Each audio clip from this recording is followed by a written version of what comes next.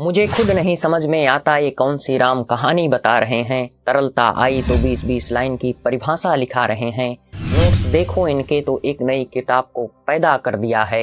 हाय, उन्होंने शिक्षा का भी कैसे सौदा कर दिया है। नमस्कार दोस्तों, आई एम शुभम विद्यू। तो दोस्तों, अगर आप भी मेरे साथ हैं तो वीडियो को लाइक, शेयर और चैनल को जरूर सब्सक्राइब करें। दोस्तों, कल मैंने एक बहुत ही इंटरेस्टिंग वीडियो बनाया था, आप उसे जरूर देखें। तो दोस्तों, आज के इस वीडियो में हम तरलता को बहुत आसानी से समझेंगे और सीखेंगे। तो चलिए शुरू करते हैं तरलता के बारे में। तो दोस्तों, यहाँ पर बताया जा रहा है तरलता तो किसी भी एसिड को गैस में बदलने की क्षमता, कन्वर्ट करने की क्षमता क्या कहलाती है? लिक्विडिटी। बात क्लियर? अगर हिंदी में हम इसे समझें तो यहाँ पर बताया जा रहा है कि किसी भी परिसंपत्ति को नकदी में बदलने की जो क्षमता है वही तरलता है। बात क्लियर? तो परिभाषा हमने क्लियर कर लिया और यहाँ पर अब हम एक एक शब्द को पकड़ेंगे और एक एक शब्द को सीखेंगे। तो यहाँ पर क्या कहा जा रहा है कि परिसंपत्ति। तो अब हमारे मन में ये प्रश्न आना चाहिए या फिर आपके मन में यह प्रश्न आया भी होगा, अगर नहीं आया तो जरूर आना चाहिए कि परिसंपत्ति जिसे कहा जा रहा है, एसिड जिसे कहा जा रहा है, वो क्या है। तो यहाँ पर बताया जा रहा है एसिड। तो एसिड के बारे में कहा जा रहा है कि यह क्या है कि एक वस्तु हो सकती है अथवा ज्ञान हो सकता है, कुशलता हो सकती है, योग्यता हो सकती है, जिससे कि आप धन प्राप्त करते हैं, धन अर्जित करते हैं। बात क्लियर? अब इसके बाद कहा जा रहा है कि जो परिसंपत्ति होती है वह 3 तरीके से होती है। 3 तरीके से कैसे होती है? बौद्धिक हो गई, भौतिक हो गई और वित्तीय हो गई। भौतिक में क्या हुआ कि भौतिक वस्तु में भौतिकता, अध्यात्म में कहा जाता है ना भौतिकता। तो यहाँ पर की जमीन हो गई, आपका मकान हो गया, ये सब। और बौद्धिक में क्या है कि ज्ञान, कुशलता, योग्यता, आपके पास कोई स्किल है, वो चीज हो गई। और वित्तीय जो है कि बैंक में कितनी मनी है, ये चीजें हो गई। बात क्लियर? तो यहाँ तक का जो मामला था हमने क्लियर कर लिया।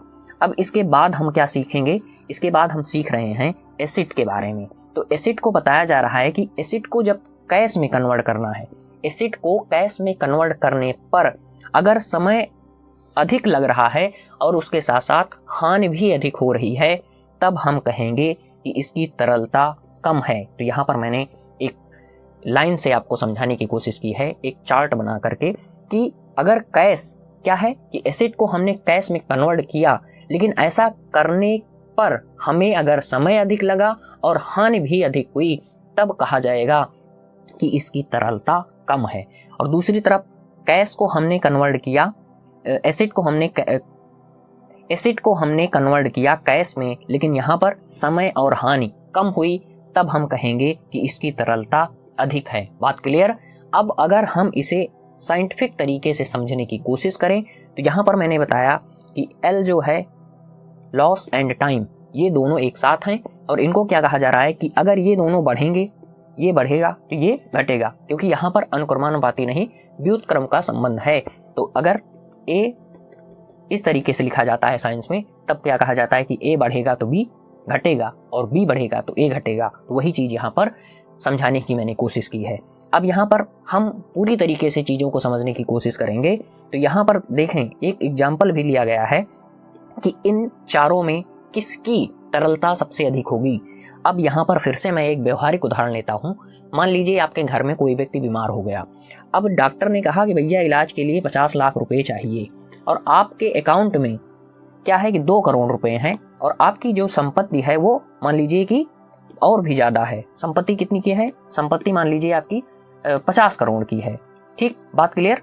तो बड़ा उदाहरण ले रहा हूं। तो यहाँ पर A नंबर बताया गया प्रॉपर्टी के बारे में और B नंबर गोल्ड के बारे में, आपके पास अच्छा खासा सोना भी है, और C जो है कि आपके बैंक अकाउंट में काफी ज्यादा धन है, और D जो बताया जा रहा है वो बताया जा रहा है कैश के बारे में। बात क्लियर? तो यहाँ पर अब आपको तुरंत आवश्यकता है, तो आपने क्या किया कि आप जो है कि आपकी जो संपत्ति है उसे आपको बेचना पड़ेगा, तब जाकर के आप क्या प्राप्त कर पाएंगे? कैश प्राप्त कर पाएंगे। ठीक है, तो इसमें ज्यादा टाइम लगेगा। इसके बाद क्या है? गोल्ड है। गोल्ड क्या कह रहा है? अब आपको गोल्ड के लिए किसी जौहरी की दुकान खोजनी पड़ेगी, फिर आपको सोना बेचना पड़ेगा, लेकिन यह उसकी इच्छा पर निर्भर है कि वह आपको कितना पैसा देता है। बात क्लियर? और तीसरा है अकाउंट। मान लीजिए उस दिन जो है कि बैंक ही बंद हो गया और जो ATM है उसमें कैश ही नहीं है, तब आप फंस जाएंगे।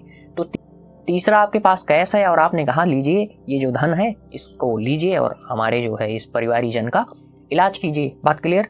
तो यहाँ पर तरलता को बताया जा रहा है कि सबसे पहले जो तरलता होती है सर्वाधिक, वो होती है कैश की, उसके बाद बैंक अकाउंट की, उसके बाद गोल्ड की, उसके बाद प्रॉपर्टी की। तो यहाँ पर एक क्रम निर्धारित कर दिया गया। तो यहाँ पर इस चीज़ को अगर हम फिर से समझने की कोशिश करें तो यहाँ पर अगर हम कैश हो गया डी, कैश हो गया डी, और इसके बाद AC C हो गया, और इसके बाद गोल्ड जो हो गया वो हो गया B, और प्रॉपर्टी A नंबर पर हो गई। तो यहाँ पर ये क्रम है तरलता का। तो आशा करता हूँ ये बात आप समझ पाए होंगे, और इसीलिए परिवारीजन कहते हैं कि पहले पैसा कमा लो, जो पैसा बचे उसे बैंक में जो है कि जमा कर लो, और जब उससे भी कुछ अधिक हो जाए तब थोड़ा सा गहने बनवा लो, और उसके बाद अगर और भी आपके पास पैसा है तो आने वाले भविष्य के लिए, अपने परिवार के लिए आप कहीं पर कुछ मकान या फिर जमीन उमीन प्रॉपर्टी कुछ खरीद लें। तो आशा करता हूँ यह जानकारी आपको काफ़ी रोचक लगी होगी। तो वीडियो को अधिक से अधिक लोगों तक शेयर करें और चैनल को जरूर सब्सक्राइब करें। हम मिलते हैं किसी अन्य रोचक वीडियो के साथ, तब तक के लिए धन्यवाद, नमस्कार।